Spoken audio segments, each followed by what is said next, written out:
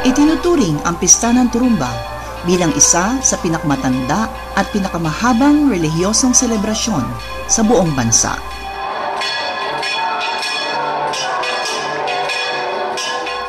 Dito ay pinipintuho sa bayan ng Pakil ang imahen ng Nuestra Señora de los Dolores de Turumba, kung saan dinarayo ng maraming tao buhat sa mga karatig bayan at malalayong lalawigan, partikular sa lalawigan ng Quezon, upang iprosesyon at ipagdiwang ang Pistang Lupi. Ang debosyon na ito ay binubuo ng 7 nobena alinsunod sa 7 hapis ni Maria na nagsisimula sa Biyernes bago maglinggo ng Palaspas at nagtatapos sa linggo ng Pentecostes. At sa buwan ng Setyembre ay ginugunita ang Domingo de Dolor. Ipinoprosesyon ang imahen sa buong bayan ng Pakil na pasan-pasan ng mga kalalakihan habang nagkakantahan at nagsasayawan ang mga deboto nito. Ayon sa tradisyon, 2 araw pa lamang bago sumapit ang kaarawan ng pista, marami ng mga deboto ang dumarayo sa bayan. Patunay ang mga pabalik-balik na bus na naghahakot dati sa mga deboto magmula sa ibang lalawigan.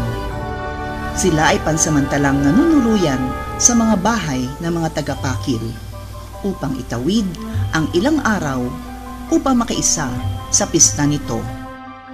At upang maaliw at magkaroon ng lalong kasiyahan sa bayan para sa mga bisita, ang bayan ng Pakil ay naghahandog ng mga panoorin sa plaza katulad ng komedya, sarswela, sayawan at labanan ng musiko upang siguraduhin magbalik ang mga deboto at makisaya sa mga susunod pang taon. Sa bisperas ng Pistang Lupi, idinaraos ang kampanaryo, hudyak ng simula ng selebrasyon ng Turumba. Bago magprosesyon, nakikiisa ang mga deboto sa pagnonobena at misa. At habang dinaraos ang prosesyon, kumukuha sila ng mga bulaklak sa andas ng Birhen sa paniniwalang nakakapagpagaling ito sa may sakit, maging ang pinupunas nilang tuwalya sa andas. Pagkatapos ng prosesyon, ang milagrosong swimming pool ang puntahan ng mga deboto, kung saan may kasabihan na gagaling ang iyong mga sakit matapos kang maligo dito ng ilang beses. Gayon din ang inuuwi nilang tubig na mula dito, mula sa parehong paniniwala. At sa kanila namang pag-uwi, taglay nila ang debosyon ng mahal na Birhen dahil sila ay nag-uuwi ng binditadong langis para sa kagalingan ng kanilang sakit at mga damit ng Birhen na mga pira-pirasong tela na ginupit mula sa mga lumang kasuotan ng Birhen na pinaniniwalaang maglulubay sa kung sino mang may taglay nito sa kapahamakan. Ilan sa natatanging milagro ng Birhen ng Turumba at kinalakihang paniniwala ay ang mga estampa o estampita na pinamimigay sa mga tao. Anila, noong nagkasunog sa simbahan at kalakhang Pakil ng taong 1851, natagpuan ang may 300 estampita na natira mula sa pagkasunog. Ang mesa at ang kinalalagyan nito ay natupok ng sunog, ngunit ang paligid lamang ng estampa ang nasira ng apoy. Ang ika-6 na hapis ni Maria. Nang ibaba mula sa krus ang bangkay ni Jesus. Noon ay araw ng Sabat. Ang mga katawan ay hindi dapat manatili sa krus sa araw ng Sabat. Kaya nga, ang mga Hudyo ay humiling kay Pilato na kanilang baliin ang mga binti ng mga ipinako sa krus upang sila ay maalis.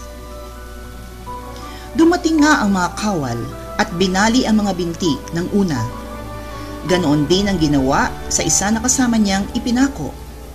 Ngunit pagpunta nila kay Jesus, nakita nilang siya ay patay na, kaya hindi na nila binali ang kanyang mga binti.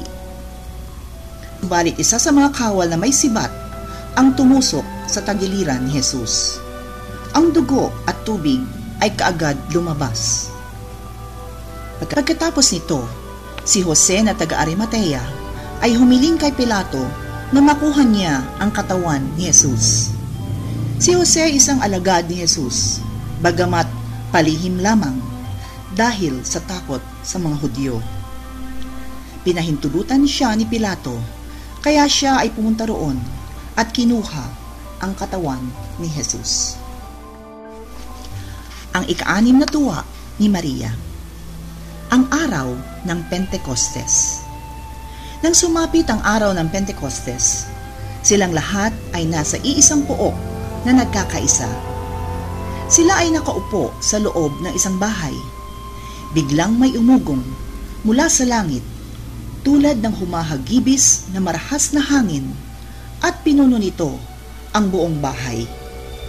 May nagpakita sa kanila na nagkakabahabahaging mga dila, tulad ng apoy, at ito ay lumapag sa bawat isa sa kanila.